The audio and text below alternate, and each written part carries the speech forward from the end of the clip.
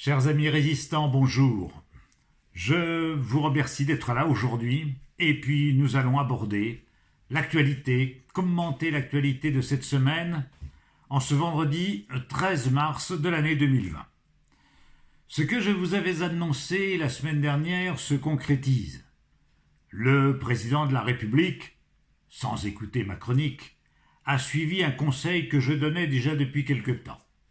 À savoir que face à la virose actuelle, à l'épidémie de coronavirus, la fermeture des écoles, des facultés s'imposait pour empêcher une prolifération de ce virus. Je dois dire que l'occasion m'est donnée d'approuver ce qu'a dit le chef de l'État hier soir. Le ton y était, le style y était, c'est un homme qui a du style, parfois un peu trop long dans ses développements, pas assez concis, mais qui avait employé le ton juste et qui a pris les mesures qui s'imposaient face à une situation qui est très grave.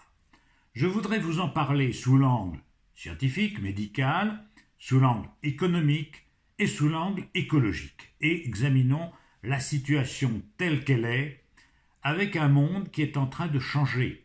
Ce n'est pas la fin du monde, mais c'est la fin d'un monde. Il y aura un avant et un après ce qui se passe actuellement. Alors je sais que certains d'entre vous entendent au café du commerce, sur le comptoir, des beaufs nous dire « Oh, c'est rien du tout, ce n'est qu'une petite grippe, ce n'est pas grave, et ils sont en train de nous bourrer le crâne, tout ça c'est des histoires, c'est des racontards, c'est de la propagande. » Vous savez combien je suis sévère à l'égard de la secte libérale qui gouverne, il vous suffit de vous reporter à mes précédentes chroniques pour le savoir. Je dois dire que l'information qui vous est donnée est une information qui, sur le plan technique, scientifique, médical, est une information complète et une information exacte. La situation est en effet très grave. D'abord parce que ceux qui vous parlent de petite grippe sont en fait des ignorants, qui ne savent pas que la grippe, la vraie, celle que l'on n'a que 3-4 fois dans sa vie, je ne parle pas d'un simple coryza hivernal, d'un simple petit virus qui passe comme il y en a beaucoup en hiver, je parle de la grippe. La vraie grippe est une maladie grave, et chaque être humain n'en fait pas beaucoup dans sa vie. C'est une maladie qui est mortelle dans certains cas, y compris pour des gens jeunes, c'est rare mais ça arrive. Et ceux qui ont la grippe s'en souviennent en général pour un certain temps, parce que ça n'a rien à voir avec un simple rhume ou une simple indisposition hivernale comme il y en a beaucoup. Et nous ne sommes pas en présence d'une simple grippe, mais d'une infection virale qui est plus grave. Elle est plus grave à deux titres. D'abord, elle est plus contagieuse que la grippe, et ensuite, elle est plus sévère. La mortalité qui en découle est 10 fois supérieure à celle de la grippe, comme je vous en avais parlé la semaine dernière, et je ne souhaite à personne de se retrouver en réanimation sous respirateur artificiel pendant 15 jours. C'est une partie de plaisir que je ne souhaite à personne.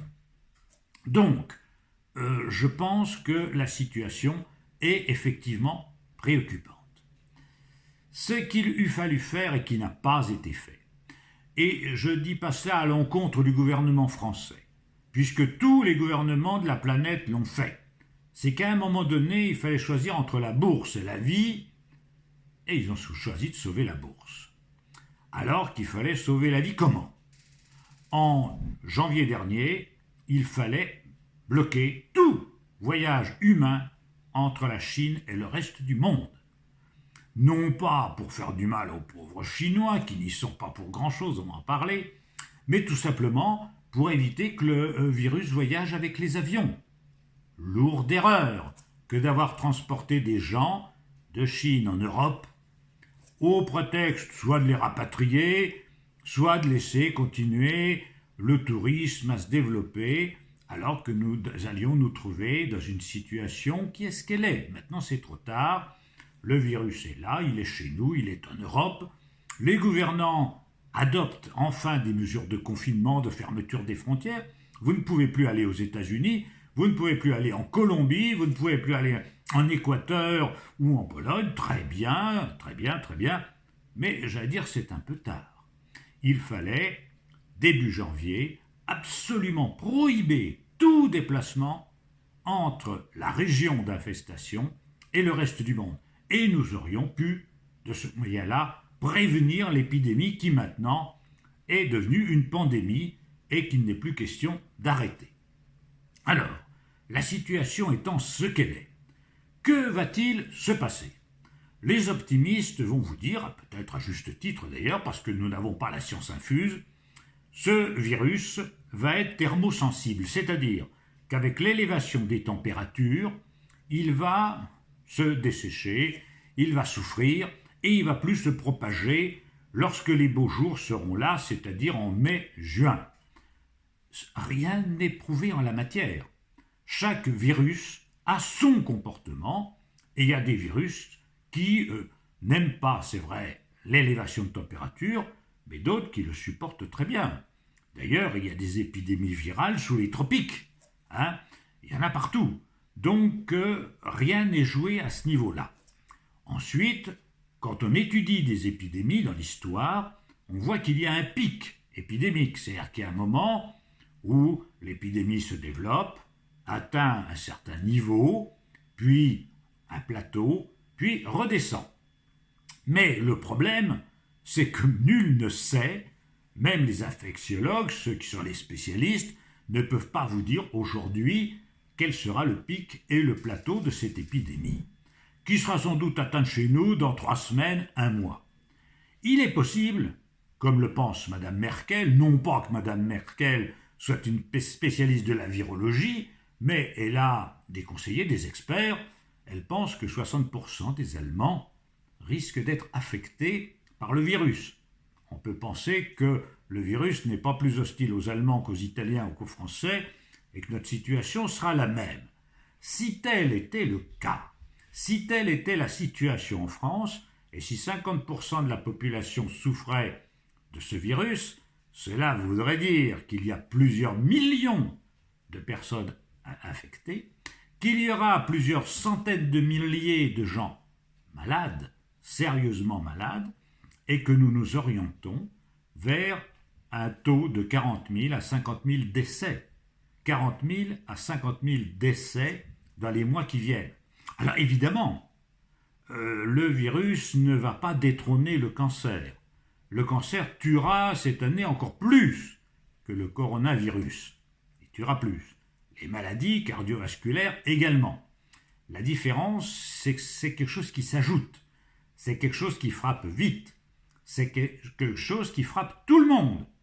Parce que j'entends bien les petits malins qui nous disent « Ah, c'est pas grave, ça n'atteint que les papis de 80 ans, et je n'ai pas 80 ans, donc je suis tranquille. » Ou ceux qui vont dire « Telle maladie affecte plus les femmes que les hommes, donc je suis une femme ou je suis un homme, donc ça ne me concerne pas, donc je suis peinard. » Ou au contraire, d'autres qui vont dire « Telle affection a atteint plus spécialement les adolescents, n'étant plus adolescent, je m'en fiche. » Tout ça, c'est évidemment un raisonnement à la fois extrêmement bas, extrêmement vil, extrêmement raciste, et j'allais dire extrêmement idiot, parce qu'il n'y a pas de pathologie spécifique à un sexe ou à un âge lorsqu'il s'agit d'infection. Lorsqu'il s'agit d'infection, toute personne, y compris des gens en bonne santé, toute personne peut malheureusement succomber d'une telle pathologie. Et en tout cas, même s'il n'en succombe pas, connaître des jours extrêmement pénibles, extrêmement difficiles. Donc, mes amis, la situation est sur le plan sanitaire sérieuse.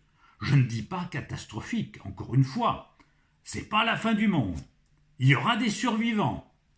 Je vous souhaite d'en être. Il y aura beaucoup de survivants.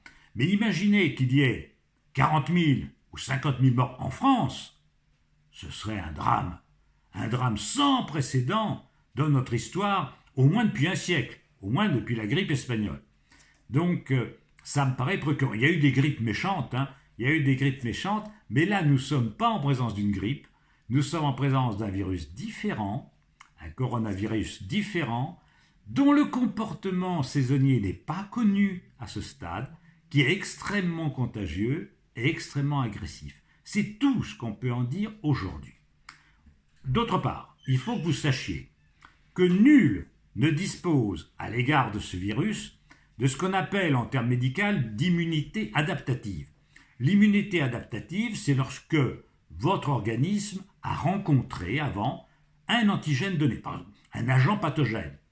C'est le principe de la vaccination simple, celle qui résulte soit d'une vaccination, soit d'une primo-infection. Vous avez rencontré une fois un agent pathogène, vos lymphocytes ont gardé en mémoire cet agent pathogène, ont en réserve les anticorps qu'il faut pour attaquer l'agent en question, mais quand un agent pathogène nouveau, comme celui-là, apparaît, il n'y a pas d'immunité adaptative pour personne. Il faut que les organismes constituent cette adaptation. Et donc, nul n'est à l'abri de cette maladie. Alors, je ne vous effraie pas, je ne dis pas encore une fois que c'est une catastrophe et qu'il faut s'angoisser, je dis tout simplement que la situation est sérieuse sur le plan médical.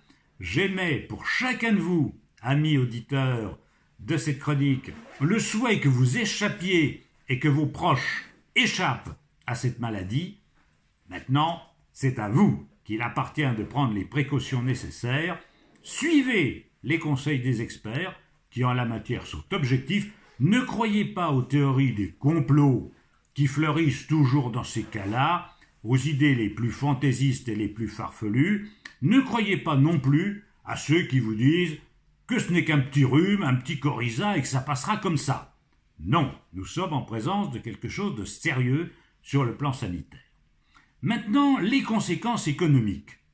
Là, j'allais dire quelque part, elles sont à la fois tragiques pour un certain nombre de salariés et de sociétés, et en même temps, elles peuvent être salutaires. Elles peuvent être salutaires parce que la secte libérale, que j'ai dénoncée très abondamment dans mes précédentes chroniques, voit toute son idéologie s'effondrer.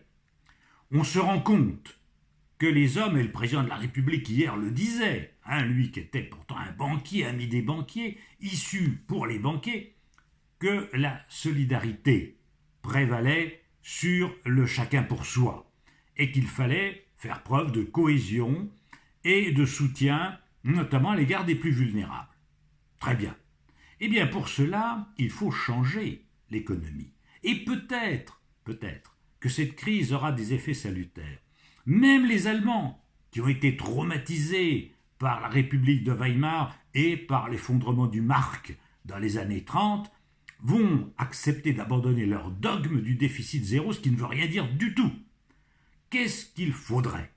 Il faudrait, sur le plan économique et financier, que les banque centrale européenne ou la Fed aux États-Unis, au lieu de prêter aux autres banques, pour que les banques financières prêtent aux États, que la Banque centrale finance directement les États, et que comme en Chine, quand on veut construire un hôpital, on ne se dit pas combien ça coûte. Ça ne coûte rien. La Banque centrale paiera, en produisant de la monnaie si nécessaire. Mais s'il faut construire des hôpitaux, on construit des hôpitaux. S'il faut assurer des services publics, on assure des services publics. La vie vaut plus que la monnaie, plus que les intérêts financiers, plus qu'une pseudo-dette qui suffirait de ne pas payer, parce que les banques de finance, on n'en a rien à faire, entre nous soit dit. Ce qui compte, c'est l'économie réelle, c'est-à-dire la vie des gens. La vie des gens. Et pour cela, la Chine était mieux que nous, armée pour lutter contre le coronavirus. Pourquoi ? D'abord pour des raisons culturelles. Les Chinois sont des gens très disciplinés. Ce sont des gens qui ne se bisouillent pas dans la rue. Ce n'est pas les Champs-Élysées où tout le monde s'embrasse ou se serre la main sur les marchés. Non, les Chinois ont compris. Ils portent des masques, ils se tiennent à distance les uns des autres. Et puis, la police quadrille les rues. On a fermé des gens dans leurs maisons. On a tout fermé, les villes complètement fermées, ce qu'on ne peut pas faire en Occident. C'est ça qui a permis à la Chine, actuellement, d'échapper à une épidémie, alors que nous n'avons pas les infrastructures politiques nécessaires à ce genre de politique. Voilà, parce que nous vivons sur d'autres bases. Il faut s'en réjouir sur le plan des libertés, je m'en réjouis. Mais lorsqu'il y a des épreuves comme on en a actuellement, on se rend compte aussi que ça peut dysfonctionner. Et notamment sur le plan économique. parce que là, l'État va devoir payer. L'État va devoir payer quoi? Eh bien, payer évidemment les soins, les hôpitaux, et également venir en aide aux salariés qui n'ont plus de travail. Parce qu'évidemment, les voyages, c'est fini. Hein? Ça, si vous aviez prévu d'aller visiter l'Égypte, ou d'aller visiter la muraille de Chine, ou de partir au Canada, eh ben, vous repasserez. Hein? C'est pas tout de suite. Et ça va durer quelques mois. Pendant quelques mois, vous ne pourrez pas prendre l'avion. Parce que d'abord, on ne vous laissera pas sortir et on ne vous laissera pas rentrer. Et les pays concernés se ferment actuellement. C'est fermé, vous ne pouvez pas y aller. Il y a des pays où on ne peut plus aller parce que les pays ne nous veulent pas. On n'est plus contaminés bientôt que les Chinois. Donc évidemment, nous les Européens, on devient indésirables dans beaucoup de régions du monde. Mais les gens qui vivaient de cela, du tourisme, et il y avait des milliers de gens qui vivaient du tourisme, hein, il y avait une industrie touristique, on avait incité les gens à dépenser dans le tourisme. Je le disais des fois avec humour, critiquant la situation, l'industrie du tourisme, c'est l'art de transporter des gens qui seraient mieux chez eux, dans des endroits qui seraient mieux sans eux. C'était ça. Bon, mais je suis quand même pour la liberté. Si quelqu'un a envie d'aller visiter la Mauritanie, ben qu'il y aille. Hein, s'il y a quelqu'un qui se sent inspiré par aller à l'île Maurice, qu'il y aille. Parce que je suis pour la liberté. Actuellement, il faut constater que cette liberté, malheureusement, pour les raisons que j'ai énoncées tout à l'heure, n'existe plus. Donc, c'est-à-dire que ces gens-là ne vont pas travailler. Les gens qui sont dans les spectacles, tous les gens des activités culturelles ou qui tournent autour des loisirs, perdent leur emploi en ce moment. Ces activités-là sont en chute libre. Il va falloir que l'État supplée à cela, parce qu'on ne peut pas accepter que des femmes et des hommes se retrouvent dans la misère, se retrouvent au chômage sans indemnité, ou avec des indemnités suffisantes. Il faut de l'argent. Et cet argent, la Banque centrale doit le fournir aux États. Parce que la vie vaut mieux que des comptes et que des équilibres budgétaires. Il faut donc changer de politique, et c'est l'occasion de remettre à plat les dogmes de ce crime qu'est le libéralisme économique, où finalement on faisait fonctionner les services publics à flux tendu. C'est-à-dire que nos hôpitaux étaient faits pour accueillir le moins de malades possible en temps normal. Et on ne voulait pas avoir une dimension d'extension possible pour des raisons de coût. Eh bien cela, c'est révolu. On voit ce que ça donne. Maintenant, concrètement, on voit que notre critique était une critique justifiée. Et même les libéraux sont condamnés à le reconnaître. Et le président, hier soir, qui était un chantre du libéralisme, a dû faire un discours qui ne l'était plus. Libéralisme économique s'entend, puisque je reste fondamentalement attaché à la liberté politique, qu'il ne faut pas confondre. Ça, c'est pour l'économie qui s'effondre, la bulle financière s'effondre, les bourses s'effondrent. L'essentiel est que l'économie réelle, c'est-à-dire que la vie des gens, ne soit pas affectée et que les revenus, vos revenus, soient préservés. Sur le plan écologique, c'est une excellente nouvelle. La Chine pollue moins. Le ciel de la Chine est redevenu pur. Les photos de la NASA le prouvent. La Chine crache moins de fumée noire depuis le coronavirus. Les Chinois tous, mais la Chine respire mieux. Bon, et le fait que nos avions volent moins, et le fait qu'on dépense moins en énergie, est une bonne chose. Amis des animaux, savez-vous que les corridas sont suspendues? Ah, si elles pouvaient être interdites pour toujours, n'est-ce pas? Vous voyez qu'il y a quand même aussi, à côté de ça, quelques nouvelles positives sur le plan de l'écologie. Et puis, peut-être que les humains vont comprendre que la nature c'est un tout, que c'est un équilibre et qu'il faut le respecter. Voyez-vous, je lisais l'autre jour cette nouvelle épouvantable. Dans les Alpes de Haute-Provence, le préfet partait. Et savez-vous quel cadeau le président du département aurait offert au préfet comme symbole en partant? Une queue de loup. Une queue de loup. Ce qui était un délit en soi, puis c'est une espèce protégée. Bon, Quand on pense qu'il y a des individus qui en sont encore à ce niveau-là, d'arriération, de bassesse, de sottise, on se dit quand même que l'humanité gagnerait en civilisation en évoluant un peu. Est-ce que ce genre d'épreuve qui arrive actuellement à l'humanité ne permettrait pas aux hommes de s'élever un peu plus, de comprendre que ce qui vaut, c'est la vie par-dessus tout. Alors j'entends les gens qui vous disent « faut bien mourir un jour ». Si vous dites cela, c'est formaté, conditionné, demandez-leur « oui, mais lequel ?» Ils seront bien dans l'incapacité de vous répondre. Pour eux, c'est comme un horizon. Il faut mourir un jour, mais pas maintenant, et surtout pas moi. Bien sûr, bien sûr. Eh bien moi, voyez-vous, mes amis, résistants et insoumis, nous sommes des insoumis même face à cela. Je pense que la souffrance et la mort sont inacceptables. Elles sont inacceptables pour ceux que l'on aime et pour soi-même. La vie vaut tout, et c'est cela qui doit nous animer. Alors vous me direz, mais qu'est-ce qu'on fait, nous les Occidentaux, avec toute notre science, notre intelligence artificielle, nos satellites qui sont capables d'aller se poser sur des petites comètes à plusieurs milliards de kilomètres de la Terre? On a des calculateurs qui peuvent faire cela, et puis un petit virus de rien du tout vient envahir nos cellules, et nous ne sommes pas capables de le détruire, de trouver un mécanisme biologique qui permette de nous débarrasser de cela, et puis même nos cellules qui deviennent folles, des cancers qui se développent et qui nous font mourir. Comment peut-on encore en être là?